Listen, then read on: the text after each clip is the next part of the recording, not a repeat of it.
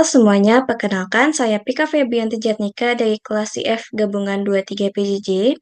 Di sini saya akan menjelaskan tentang relational versus non-relational database.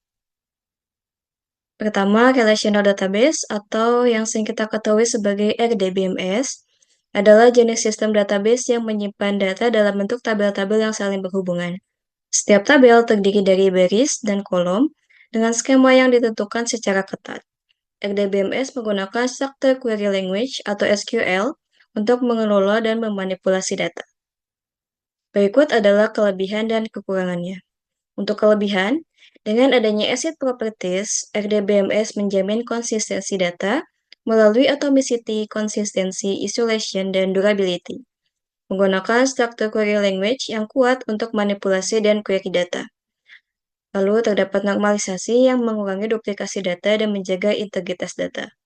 Lalu untuk kekurangannya, jika data yang kita gunakan semakin besar, maka RDBMS membutuhkan peningkatan spesifikasi server untuk penanganan beban yang meningkat. Lalu perubahan struktur tabel bisa kompleks dan memerlukan migrasi data. Selanjutnya, non-relational database atau yang sering kita ketahui sebagai NoSQL adalah jenis sistem database yang tidak menggunakan tabel berstruktur tetap untuk menyimpan data. NoSQL dapat menyimpan data dalam berbagai format seperti dokumen, pasangan key value, graph, atau kolom. Database NoSQL dirancang untuk menangani volume data yang sangat besar, memiliki fleksibilitas skema, dan mendukung skalabilitas horizontal. Berikut kelebihan dan kekurangannya. Untuk kelebihan, mudah untuk menambah node baru ke cluster untuk menangani peningkatan beban. Dapat menampung berbagai jenis data tanpa memerlukan skema yang tetap, serta cepat dalam penanganan data besar dan query yang kompleks. Untuk kekurangannya, NoSQL bergantung pada model konsistensi yang dipilih, misalnya CIP Theorem. Lalu tidak ada standar bahasa query yang seragam seperti SQL. Berikut jenis-jenis database non-relational. Pertama ada dokumen database, yang menyimpan data dalam format dokumen, misalnya JSON atau BSON. Ideal untuk aplikasi yang memerlukan penyimpanan data semi-terstruktur atau terstruktur yang fleksibel. Contohnya adalah MongoDB dan CouchDB.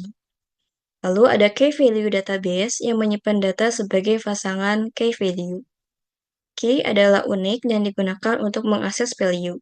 Cocok untuk caching, sesi pengguna, dan data konfigurasi.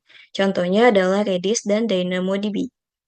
Lalu ada graph database yang menyimpan data dalam bentuk node dan edge. Sangat baik untuk aplikasi yang memerlukan pemodelan dan query hubungan kompleks seperti jaringan sosial.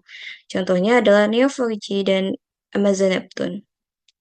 Lalu ada column-oriented database yang datanya disimpan dalam kolom, memungkinkan query cepat untuk sejumlah besar data.